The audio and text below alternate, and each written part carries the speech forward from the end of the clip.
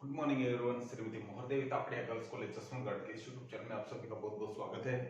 आज के हमारे वीडियो में हम जिस टॉपिक पर डिस्कस करेंगे वो है भारतीय बैंकिंग नियमन अधिनियम 1949 के कुछ प्रावधान। आपने इस वीडियो से भी पूर्व कुछ प्रावधान देखे थे, क्योंकि हमने इससे पूर्व 2 वीडियो बनाए हैं इसके प्रावधानों से संबंधित। तो आज कुछ और प्रावधान है जो हम इस वीडियो के माध्यम से जानेंगे। तो सबसे पहले इस टॉपिक को स्टार्ट करने से पूर्व आपको बता दें कि जो हमारे जो पूर्व में जो वीडियो आए थे उनमें जो प्रावधान थे वो स्टार्टिंग थे, और जो भी हमारे जो टॉपिक चल रहे हैं पार्ट 1, 2, 3, 4 जैसे भी है, तो उनके जो नेक्स्ट जो पार्ट है उसमें धाराओं को उसी तरीके से सम्मिलित किया गया है। प्रत्येक धारा में क्या क्या काम होता है वो सारा वर्णन है, जो उसके अकॉर्डिंग ही हम नेक्स्ट चलते जा रहे हैं और उसी के अकॉर्डिंग आप स्टडी कर पाएंगे तो ज्यादा बेटर आपको अच्छे से समझ आएगा। तो आज हम जिन टॉपिक पे डिस्कस करेंगे सबसे पहला वो है नकद कोषानुपात, कैश रिजर्व रेशियो, सीआरआर इसको बोलते हैं। तो ये जो सीआरआर है आरबीआई एक्ट 1934 की धारा 42(1) के अंतर्गत ही आता है, और इसके अनुसार जो सीआरआर रखा गया है वो ही सभी बैंकिंग कंपनियों को है जो मान्य करना होता है। तो इसमें इसकी यदि बात करें कि कितना है, तो प्रत्येक अनुसूचित बैंक को अपनी समय जमाओं का 2% और मांग जमाओं का है जो 5% आरबीआई के पास है, जो पहले रखना होता था जब इसका प्रारंभ किया गया, जब ये नियम बना था। लेकिन बाद में एक संशोधन के द्वारा 1962 में यह कुल जमाओं का 3% है जो कर दिया गया। तो इसमें थोड़ा संशोधन हुआ और आवश्यकता पड़ने पर इसको 15% तक बढ़ाया जा सकता है, ये भी एक संशोधन के द्वारा तय हुआ है। और यदि बात करें वर्तमान में कितना है, तो वर्तमान में ये 3% है। इसमें बदलाव आते रहे हैं, पूर्व में ये 12%, 6%, 4.5%, 4.5% भी रहा है, लेकिन वर्तमान की कंडीशन की बात करें तो ये 3% है, जो कि 3 से लेकर के 5-15 के बीच में ये अप एंड डाउन होता है, लेकिन वर्तमान में 3% ही है। और बात करें इसके नेक्स्ट पॉइंट की, तो वो है ऋणों पर प्रतिबंध एवं नियंत्रण। तो इसकी क्या क्या कंडीशंस है कि ये ऋण किसको नहीं दे सकता है, इस पे किस प्रकार के लोगों पे ऋणों से संबंधित जो प्रतिबंध लगाए जा सकते हैं, तो वो उन पे थोड़ा हम चलते हैं। तो देखते हैं कि धारा 20 के अंतर्गत ये चीज रखी गई है, अपने अंशों की प्रतिपूर्ति पर ऋण। तो इसका जो पहला पॉइंट है वो है अपने अंशों की प्रतिभूति पर ऋण, यानी कोई भी बैंक है अपने खुद के अंशों को दूसरी अपने खुद के अंशों को या प्रतिभूति को अन्य किसी के पास गिरवी रख करके ऋण नहीं ले सकता है। अन्य का मतलब अन्य बैंक के पास है जो, तो ये इसकी एक मुख्य चीज है। इसके अलावा ऐसी कंपनी को ऋण जिसमें संचालक का हित हो, यानी ऐसी कोई निजी कंपनी है, दूसरी को प्राइवेट कंपनी है, ठीक है, जिसमें संचालक का पर्सनल हित हो, उसका खुद का पैसा लगा हुआ हो, ऐसे व्यक्ति को भी ऋण नहीं दिया जा सकता। इसके अलावा ऐसे व्यक्ति को ऋण जिसकी गारंटी किसी संचालक ने दी है, यानी कंपनी जो ये बैंकिंग कंपनी अधिनियम के अंतर्गत जो संचालक नियुक्त किए जाते हैं, यदि किसी संचालक ने किसी व्यक्ति की गारंटी दी है तो उसको ऋण नहीं दिया जा सकता है। और अंत में है वो है अपने संचालक को भी ऋण नहीं दिया जा सकता। तो यानी जो बैंकिंग कंपनियां हैं, जो इसका जो संचालक मंडली के सदस्य है, कोई भी किसी को भी किसी प्रकार का जो ऋण है वो नहीं दिया जा सकता है। तो ये इसके ऋणों के संबंध में है जो कि प्रतिबंध लगे हैं। और बात करें इसके नेक्स्ट बिंदु की, वो है बैंकिंग कंपनियों को लाइसेंस देना, ठीक है। तो बैंकिंग कंपनियों को लाइसेंस किस तरीके से दिया जा सकता है, ये धारा 22 के अंतर्गत है। और लाइसेंस की जो शर्तें हैं वो उनके बारे में थोड़ा डिस्कस करेंगे। तो इससे पूर्व हम बात कर लेते हैं कि धारा 22 के अंतर्गत इसकी जो लाइसेंस लेने की जो प्रोसेस है, जो लाइसेंस लेने का जो सिस्टम है, वो सारा का सारा इसमें समझाया गया है।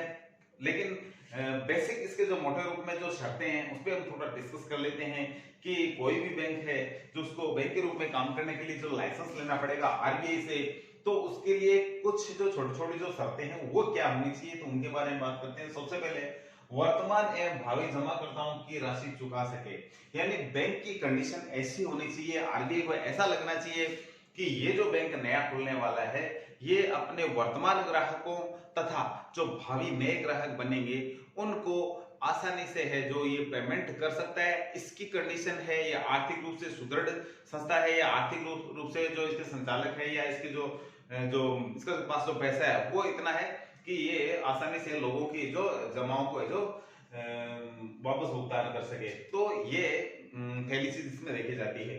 उसके बाद हम बात करें जमाकर्ता का अहित नहीं हो। आरबीआई लाइसेंस देने से पूर्व ये भी देखता है कि किसी भी जमाकर्ता का किसी प्रकार से अहित नहीं होना चाहिए। यदि अहित आरबीआई को लगे कि अहित हो सकता है तो ऐसी कंडीशन में आरबीआई लाइसेंस नहीं जारी करता है। तो आरबीआई आश्वस्त होने के बाद ही ये जो आगे कार्रवाई करता है लाइसेंस से संबंधित। इसके बाद यदि बात करें तो वो है विदेशी कंपनियों की दशा में। क्योंकि हम जानते हैं कि केवल भारत में भारतीय कंपनियां ही काम नहीं कर रही है, बैंकिंग जो कंपनियां हैं विदेशी कंपनियां भी काम कर सकती है, लेकिन उनके लिए जो कुछ नियम बनाए गए हैं वो थोड़े से अलग टाइप के नियम हैं। तो उनमें यदि बात करें तो सबसे पहले हम देखते हैं क्या है, वो है भारत में उसकी स्थापना सार्वजनिक हित में हो। यदि कोई विदेशी कंपनी भारत में बैंक के रूप में काम करना चाह रही है, बैंकिंग कंपनी के रूप में काम करना चाह रही है, तो उसके द्वारा जो भी कार्य किए जाते हैं वो सारे के सारे सार्वजनिक हित में हो, यानी लोगों के हित में हो, सरकार के हित में हो, सभी लोगों के हित में होने चाहिए। ठीक है, तो देश हित में होना चाहिए, अदरवाइज उसको लाइसेंस नहीं दिया जा सकता। तो ये इसकी एक मुख्य चीज है। इसके बाद यदि बात करें भारतीय बैंकिंग कंपनियों के विरुद्ध अन्य देशों के कानून नहीं हो, यानी कि जिस देश की वो कंपनी है उस देश का जो कानून है वो भारत में भारतीय जो कंपनियां हैं, बैंकिंग कंपनियां हैं, उनके विरुद्ध नहीं होना चाहिए। ठीक है, अदरवाइज लाइसेंस नहीं मिलेगा। तो लाइसेंस तभी मिलेगा जब विदेशी कंपनी जहां जिस देश की है उस देश का जो कानून है वो हमारे पक्ष में ही होना चाहिए। बैंकिंग जो नियम हम जो बनाए हैं अपनाए हुए उनके पक्ष में ही, उनके अगेंस्ट नहीं जाना चाहिए। इसके बाद बात करते हैं नेक्स्ट पॉइंट की, इसी में भारतीय अधिनियम का पालन करेगी। जो भी विदेशी कंपनी है यदि भारत में उसको बैंकिंग व्यवसाय करना है तो उसको भारत में जो नियम बना हुआ है उसकी पालना सुनिश्चित करनी होगी। उसके जो नियम बने हुए हैं उनको सभी को स्वीकार करना पड़ेगा, उनका पालन करना पड़ेगा। तो ये चीजें हैं जो इसमें ध्यान रखने योग्य है। इसके बाद में यदि बात करें तो ये है नेक्स्ट पॉइंट है नई शाखा खोलना एवं स्थानांतरण। धारा 23 के अंतर्गत ये चीज रखी गई है कि कोई भी भारतीय कंपनी है या कोई अन्य कंपनी है जो भारत में व्यवसाय कर रही है बैंकिंग का, तो वो अपनी नई शाखा खोल सकती है या नई जो एक शाखा है जो दूसरी जगह उसको ट्रांसफर भी कर सकती है। लेकिन उसमें थोड़ा ये भी शो करना होगा कि वो एक जगह से दूसरे जगह पे स्थानांतरण करना चाह रही है तो क्यों करना चाह रही है। यदि एक ही जगह एक ही शहर में दूसरे जगह नई ब्रांच खोल रही है तो क्यों खोल रही है, और इसके अलावा यदि एक ही जिले में और नई जगह जहां भी ये ब्रांचें खोली जा रही है तो उसके पीछे जो रीजन होता है, जो जेन्युइन रीजन होता है, वो सारे के सारे हमें जो बैंकिंग कंपनी है उनको बताने होते हैं, और उसके बाद ही ये सारी जो एक्टिविटी है जो आगे चल पाती है। तो बेसिक चीज है, आराम से स्थानांतरण हो जाएगा, नई शाखाएं भी आप खोल सकते हो, लेकिन आपको इनके पीछे जो कारण है तो वो आपको बताने होंगे कि यहाँ पे जैसे कि लोग बहुत बड़ी मात्रा में है, पॉपुलेशन बहुत ज्यादा है, या वहां पे कोई ज्यादा संभावनाएं बनी हुई है बिजनेस की, तो ये जो भी उनके जो रीजन है वो आप जो बता सकते हो। लेकिन रीजन सारे सार्वजनिक हित में होने चाहिए, देश के हित में होने चाहिए, लोगों के हित में होने चाहिए, जनता के हित में होने चाहिए। ठीक है, तो ये है जो इसकी बेसिक चीजें होनी चाहिए, और आसानी से जो नई शाखाएं खोल सकती है और ट्रांसफर कर सकती है। लेकिन इसमें एक विशेष बात कि आरबीआई से अनुमति लेनी होगी। ठीक है, नई शाखा खोलने पर या ट्रांसफर करने पे आरबीआई से अनुमति अनिवार्य है। और नेक्स्ट टॉपिक पे चले तो देखते हैं वैधानिक तरलता अनुपात, यानी स्टैट्यूटरी लिक्विडिटी रेशियो। ठीक है, एसएलआर जिसको बोलते हैं हम, तो ये है धारा 24 के अंतर्गत रखा गया है। तो इसकी जो मिनिमम और जो मैक्सिमम जो इसका एरिया है, क्राइटेरिया है, वो है 25 से और 40% तक रखा गया है। यानी प्रत्येक बैंक को यदि बैंक के रूप में काम करना है तो अपने जो टोटल जो अमाउंट होती है, जो उसके जो कुल जमाएं हैं उसके पास, उनका 25 से 40% के बीच में जो अपने पास रखना होता है। समय समय पे इसमें बदलाव आता रहता है। यदि वर्तमान की बात करें तो ये 18% है। ठीक है, और जो न्यूनतम और जो अधिकतम जो इसकी सीमा थी, ठीक है, उसमें 2007 से जो न्यूनतम जो इसकी लिमिट्स थी उसको समाप्त कर दिया गया है, तभी ये वर्तमान में 18% है, ठीक है। और सितंबर में ये हाईएस्ट गई था, सितंबर 1990 में हाईएस्ट जो 38.5% है जो ये एसएलआर रहा था, ठीक है। तो ये इसका हाईएस्ट आंकड़ा है। और जो मिनिमम आंकड़ा आप देख रहे हो कि अभी वर्तमान में चल रहा है वही है 18% है। तो कहने का मतलब है प्रत्येक बैंक को अपनी जो कुल जमाएं हैं उनका अपने खुद के पास 18% तो रखना ही होगा, ठीक है। तो ये एक शर्त है एसएलआर की, ठीक है। क्योंकि जो बैंक जो नीतियां हैं, ठीक है, जो आरबीआई की जो साख नीति है उनमें इनका भी रोल होता है।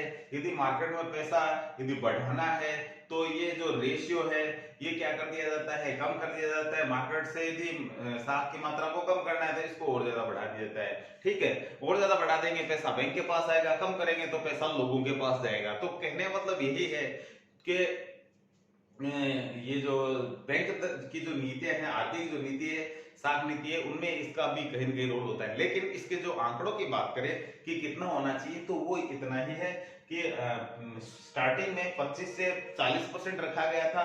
1990 में हाईएस्ट पहुंचा था 38.5% तक। और साथ में 2007 में इसकी मिनिमम लिमिटेशन को हटा दिया गया है, मैक्सिमम अभी भी 40% बनी हुई है। लेकिन वर्तमान यदि आंकड़े की बात करें तो ये 18% है।